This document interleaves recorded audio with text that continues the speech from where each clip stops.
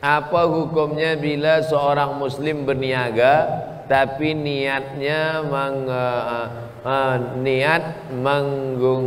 amalan syirik, contohnya pelaris.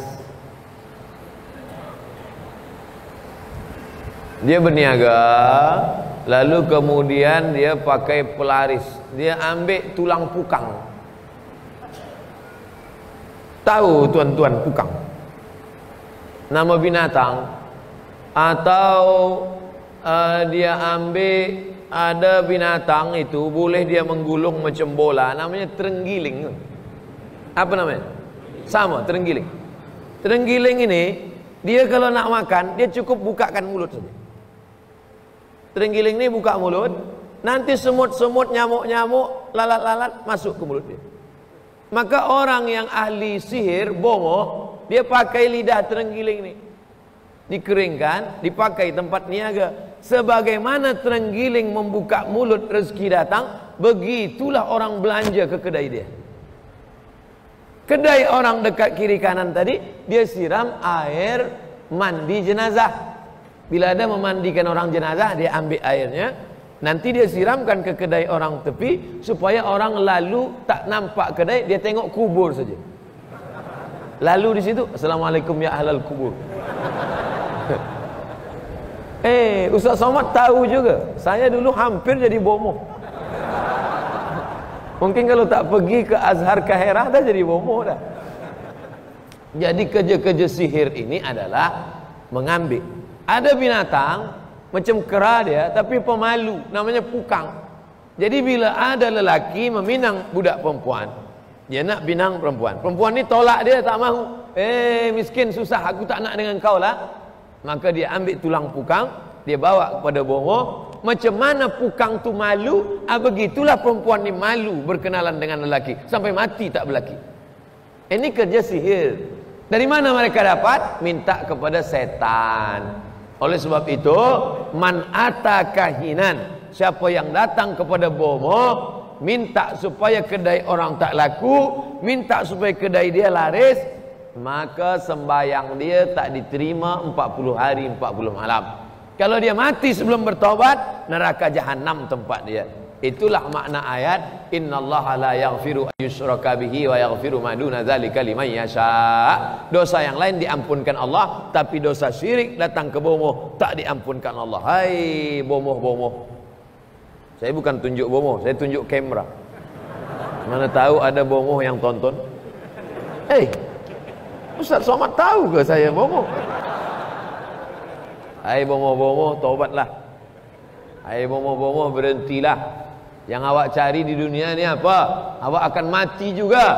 Awak akan masuk neraka jahanam. Dikumpulkan segala miang. Orang Sabah sebut miang juga. Miang buluh. Miang buluh, miang tebu, miang segala miang dikumpulkan. Kumpulkan jadi satu. Lepas tu diambil emas. Emas dikikis ke dalam miang tadi, lalu dipanggillah jin hantu segala hantu. Hai mambang segala mambang, hantu segala hantu, datanglah. Lalu kemudian letakkan ke ujung kuku. Bila benci tengok orang, petikkan, masuk ke dalam air minum dia. Lepas tu dia pun muntah darah, mati. Dengki. Siapa punya kerja? Bomoh. Kenapa bomoh boleh sampaikan ni kepada minuman orang? Sebab bomoh berkawan dengan syaitan, dengan hantu. Buka surat Al-Jin juz 29. Ya'udzuna birijalim minal jinni. Ada sebagian manusia berkawan dengan jin, fazaduhum rahaqa. Mereka semakin jauh daripada Allah Subhanahu wa taala. Jangan guna bomoh, jangan pakai dukun. Iyyaka na'budu wa iyyaka nasta'in. Ini banyak orang Islam sekarang, iyyaka na'budu wa bomoh nasta'in. Nauzubillah. Syirik. Bagaimana kita sampaikan niat yang sesuai? Nak infak surau, datang pada pengerusi surau, cakap pada dia, saya nak infak bila jumlahnya besar. Tapi bila kecil tak usah cakap, masukkan aja ke box. Ini kecil pun nak cakap juga. Assalamualaikum pengerusi surau, saya nak bagi ini berapa? RM2.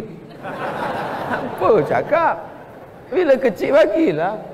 Tapi bila agak banyak, tak cukup di box, maka dia bagi. Assalamualaikum pengerusi surau, saya nak bagi ini, tapi jangan tulis-tulis nama saya, tulis saja hamba Allah.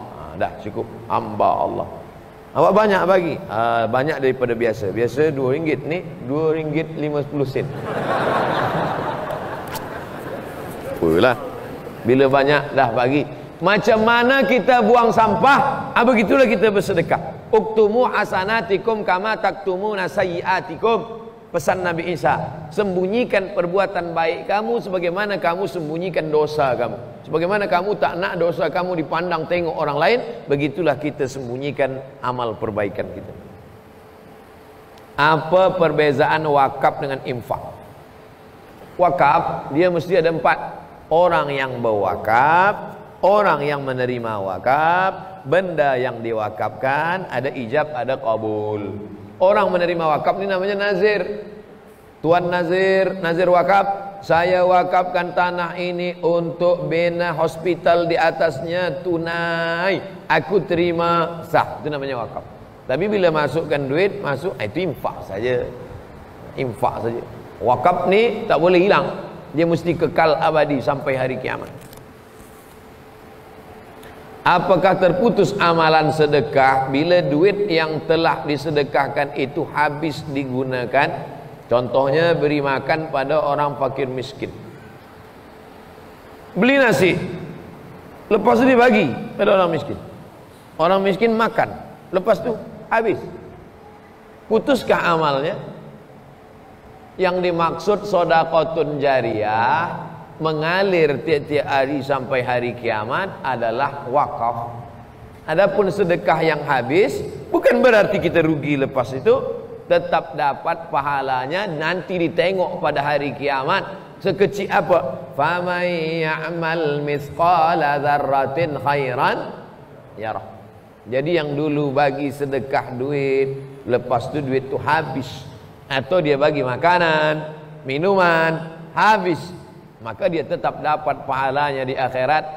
Dalilnya wa qadimna ila ma amilu min amalin, kami tunjukkan amal mereka di mata mereka. Ini sedekah engkau, ini barang yang kau infakkan, ini dulu nasi yang kau berikan, maka kita tetap mendapatkannya. Tuan-tuan yang selalu tiap-tiap bulan bagi beras pada anak yatim, maka dapat pahalanya.